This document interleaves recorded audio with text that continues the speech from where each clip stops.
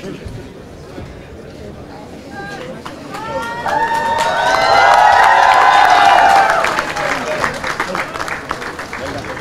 of the press, firstly, thank you very much for your patience. We have taken a little bit more time than we expected, slightly about 6 hours more, but still, our time must come to the end, and here we are. Finally, I've been sworn in as Prime Minister.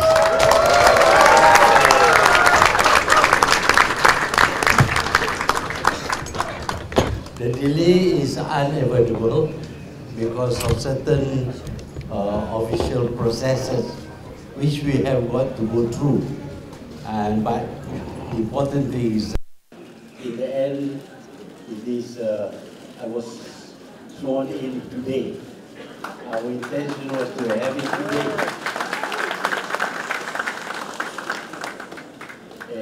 It has now happened. And of course, right away, we will have to do a lot of work tomorrow. But I would also like to thank the people who supported us during the campaign. Actually, nobody in Malaysia had ever seen the kind of support that was generated for Pakatan Harapan.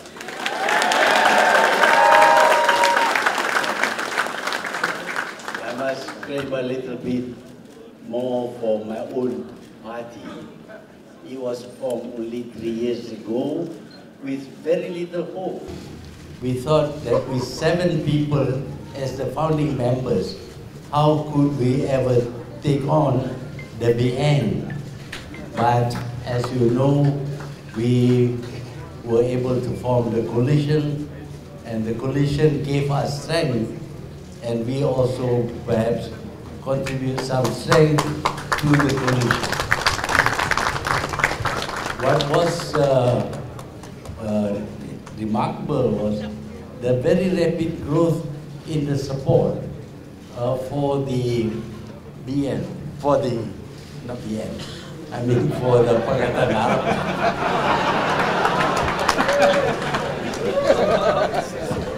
Before Najib announced the dissolution of Parliament, we were attracting between 5,000 to 8,000 people.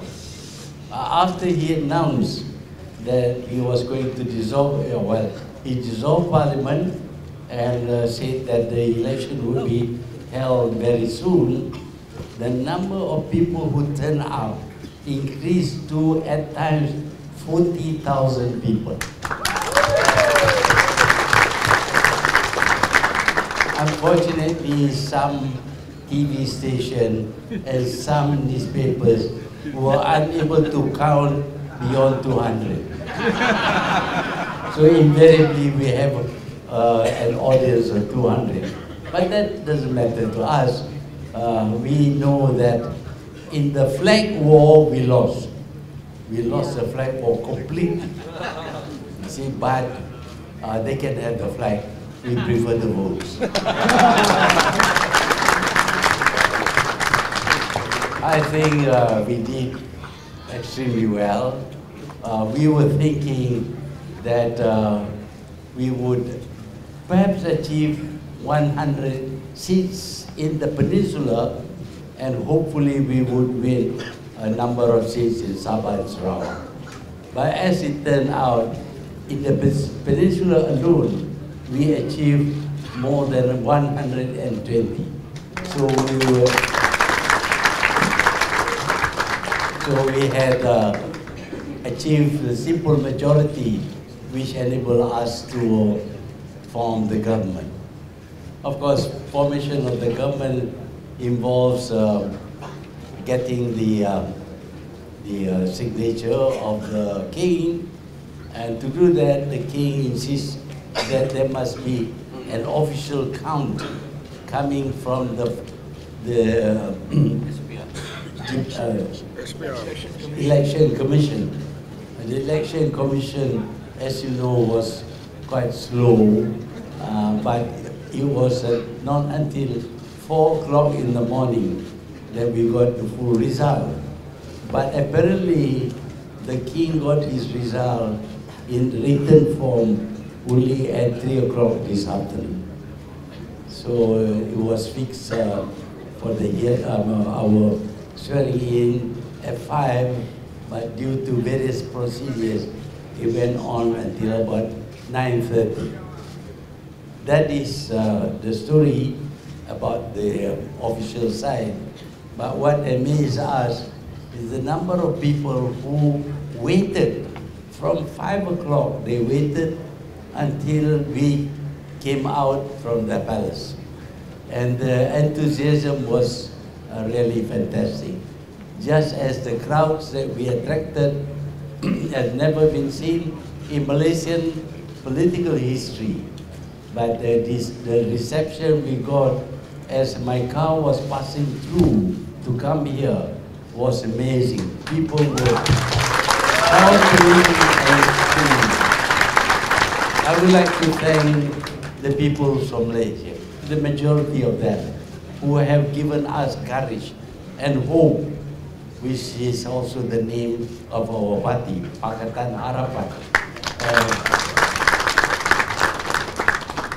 Close relationship between parties with hope for the future. And that hope was, well, justified or rather realized when we won the election. We promised to set up a good government. The government, of course, will be based on the constitution and the law of this country. We are particularly keen to ensure that the constitution is upheld and that the laws of the country is what will guide us through our administration.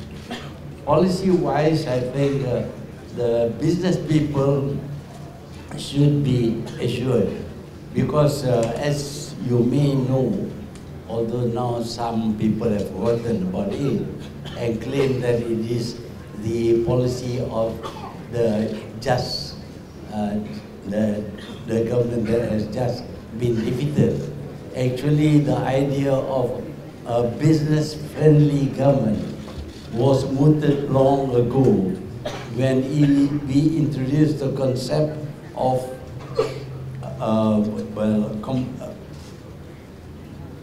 Malaysia Incorporated. Malaysia Incorporated simply means that we regard the private sector and the government sector as being part of a corporation, and the corporation is Malaysia. We intend to build up Malaysia's economy with the help of investors from inside and outside the country. We would like to see a very active stock market and also increase in capitalization of the stock market. We think we can achieve this because we have people who are experienced in the economic field and also finance. Of course, I'm not educated in these two areas, but I am, strange to say, for a dictator, I'm also a good listener. I listen to people.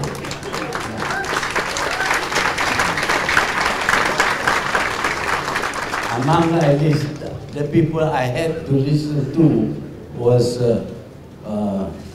Rafida. She makes herself heard whether you like it or not. And in the last days of the election, she came out in full force to help us, and this has helped us a lot. So as Tun Daim Zainuddin, Rais Yatim, and the rest, I believe that they all wish they had the guts to come out like these three people. But of course, guts is a commodity that is scarce in this country. Anyway, we had enough people with guts to come forward and stand by us, support us, and you know, we were cut off from all sources of funds, but I would like to say that some people surreptitiously gave us money. They don't tell people, they come very quietly, because you know what will happen to them. What will happen to them is that if they are seen to be close to Pakatan Harapan, in particular close to me, they would be visited by the Income Tax Department and sometimes the MACC, and they have been forced to pay additional tax which are not due to them. We intend to study how much they have been forced to pay, and we would like to reimburse them for the money that they lost.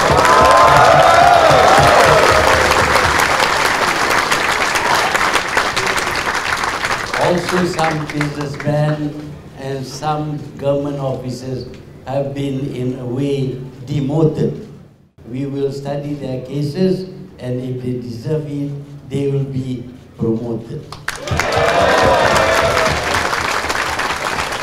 As you can see, we have a lot of things to do, but our concern for the economy and the finances of this country is the main thing. We will have to focus on these two things: the finances of this country, and also the business finances as well as economic management. So we will be focusing on all these, and I would like to tell the business people that they can now push up the prices in the stock market. And there should be no cause for any devaluation of the ringgit. But as you know, we cannot revalue the ringgit too much, or else will not be competitive. But we will try to make the ringgit as steady as possible. We will also not have this petrol price adjusted every few seconds. It's very disturbing to petrol dealers. And we hope that people will appreciate what we intend to do, because we really love this country, and we are here together because we love this country, and we are not fighting for money.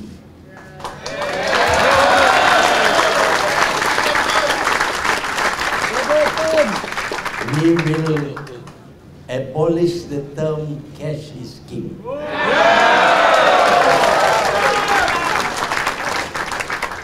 We'll need money, but it will not be our king.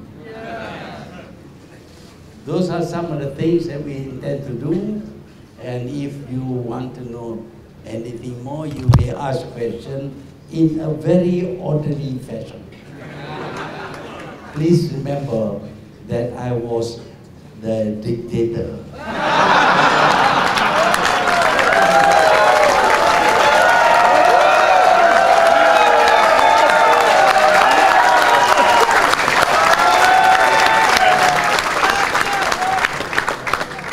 Can you please call your name? Can you please state your name and your media house, please? What state of finances are you going to inherit from the previous administration? Because you talk a lot about corruption. Horrid financial problem is Bank Negara, which says that the total amount owed by the government to banks and other creditors total up to about 800 billion. But I also know that this does not include the total figure. Some hidden figures were there, and I believe that saying that we owe 1 billion ringgit is not 1 trillion ringgit. It's not an exaggeration. We will have to attend to that. We believe that we can get most of the 1MDB money back because we know you have the money in America, in Singapore, in Switzerland, in probably in Jolo and in other places. We have a number of people who have expertise in this area. We have to attend to that. On the other thing is, of course, we have to increase the confidence of investors in Malaysian administration. We will rule the country according to the laws of this country. But we also intend to abolish laws which are oppressive and unfair. And we have to study the fake news law. And the other one is Social Security. National Security Council. National Security Council. National Security Council, which is designed, I think, to frighten people. Thank you. Yes, the lady in the Skype. Yeah. Hi, good to see you. Hannah from The Guardian. I wondered what the maximum amount of time you will stay as Prime Minister before you will hand over power to Anwar. The maximum term. Maximum time. Anwar, we have all agreed that as soon as possible, we'll work on his pardon. He's due to be released very soon. If we can expedite that, we'll do. But we want to give him get for him a full pardon from the king. And with that he will be free to indulge in politics to his heart's content. But Do you have a maximum time that you will serve as Prime Minister? well, I think I have some experience. I think the government may need my experience. So I'll stay for as long as my experience is needed, but not too long. Okay.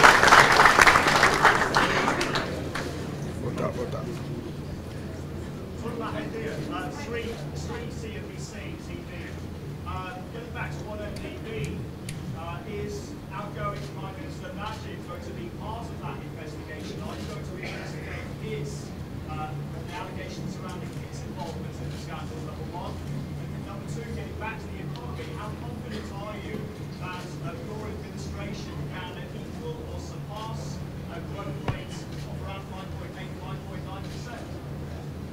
5.9%? The last part of your speech is a little bit fast for me to make out. Can you repeat the last part? Yes, it was about the economic outlook for Malaysia. How confident are you that your administration, sir, can match or improve on a growth rate of in excess of 5%, around 5.8, 5.9%? Can you improve on that?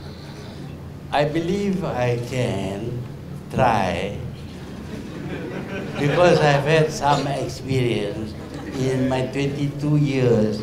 I became Prime Minister in 1981 at a time when the country was going through a very serious recession.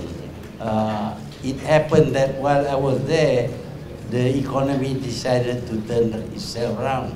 Not due to me, of course, but subsequently we have problem. For example, one of the worst problems was the financial crisis caused by the currency traders, and that also I think we managed quite well.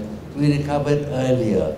So we have some minds in the government which will be able to enlist in order to solve many of the economic problems caused by the previous Prime Minister.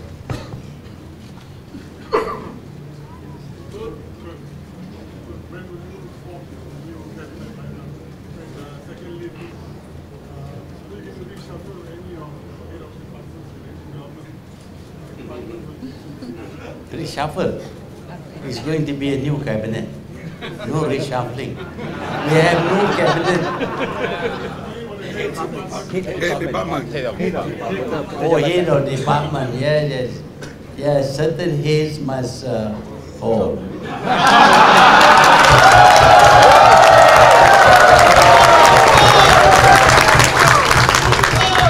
We find that some people were aiding and abetting a prime minister which the world condemns as a kleptocrat.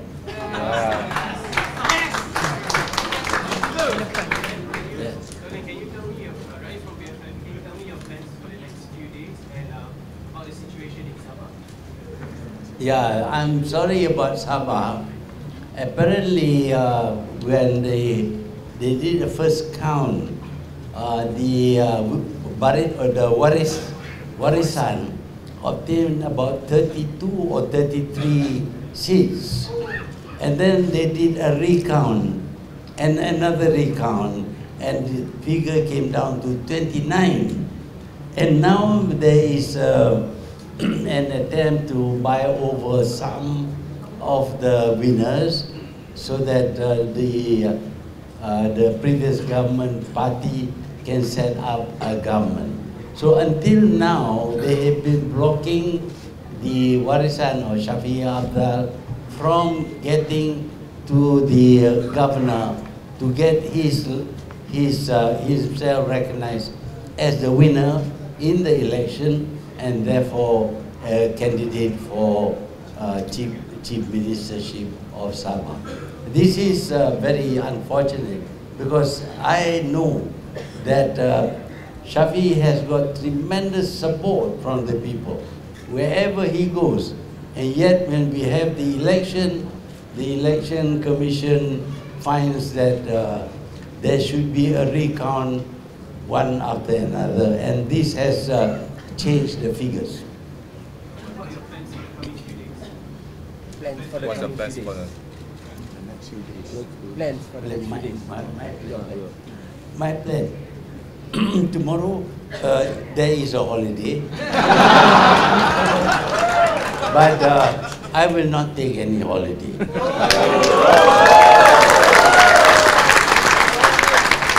Tomorrow we'll have a meeting of the Presidential Council of the Pakatan Harapan because we have to discuss about the formation of the cabinet. Although I am Prime Minister, I am bound to consider the views of the component parties, how we divide the number of ministers between us. There are quite a number of things we need to do. Some are officially required. Some are, policy decisions. So there will be a very busy time. I will not be going back to home, at 4 o'clock. I normally go back at 6, but I may extend it to 7. Today, as you know, we have extended it to 11 o'clock. That is normal. Thank you. Dr. Mahathir, on stage right now, you have people from parties of different ideologies, people who you never may have thought you would ever work with. What is your message to the people of Malaysia who are wondering whether all of you can actually work together going forward? We have produced a very comprehensive manifesto. We have agreed on the contents of the manifesto. The thing is, of course, for us to fulfill our promises. We are not going to say, oh, you were a bad guy before, you know, you were a dictator before. All those things are in the past. We have work to do for the future of this country, and we should not be harping on our problems.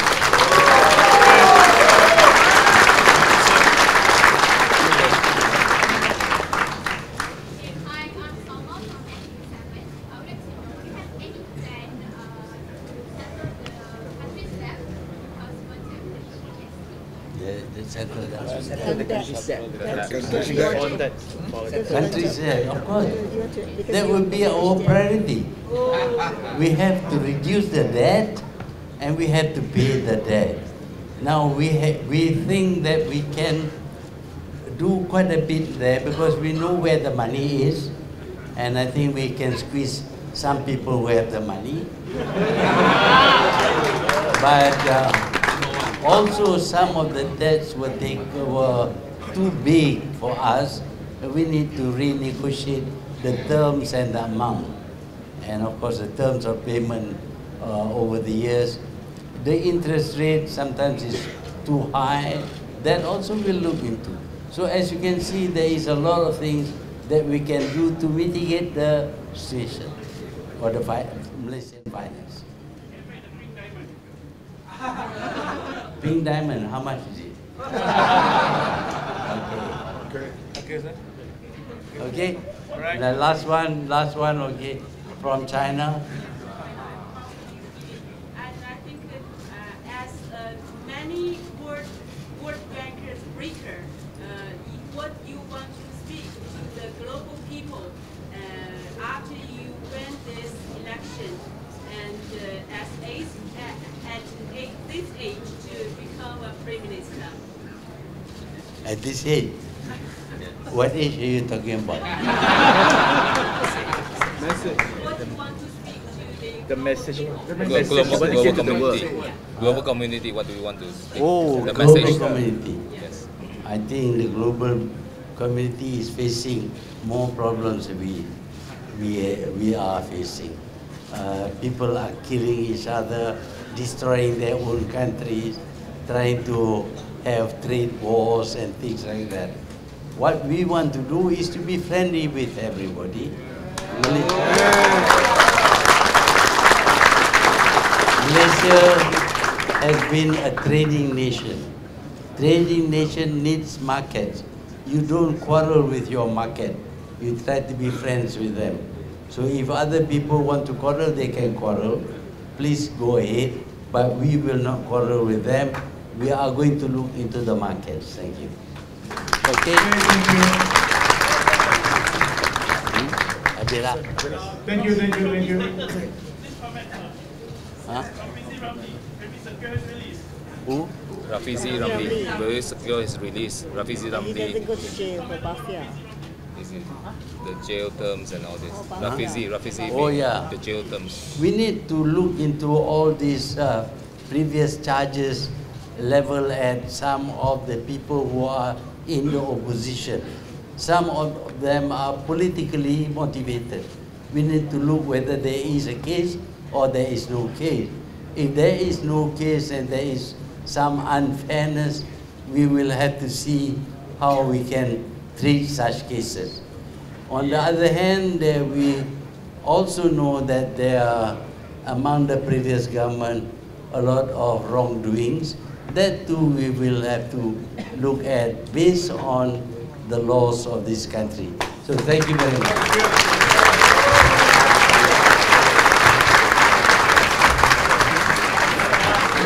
Besok meeting 10.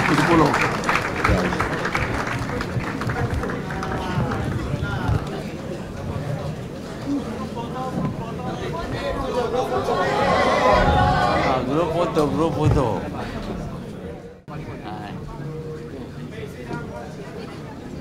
Yang tak pakai songkok, tadi pakai.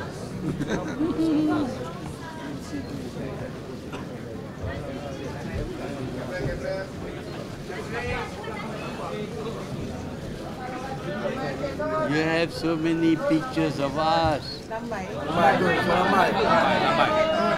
Minta tu lambai.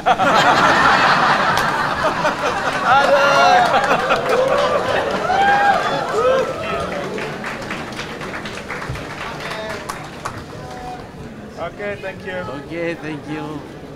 Terima kasih. Sisi, Malikum, and merci. Arigato. Hidup ini.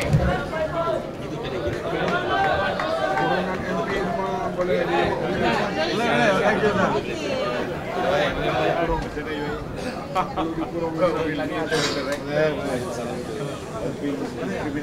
Well, about some kids. Pandila. birthday tomorrow. So if you have any birthday message for Amno.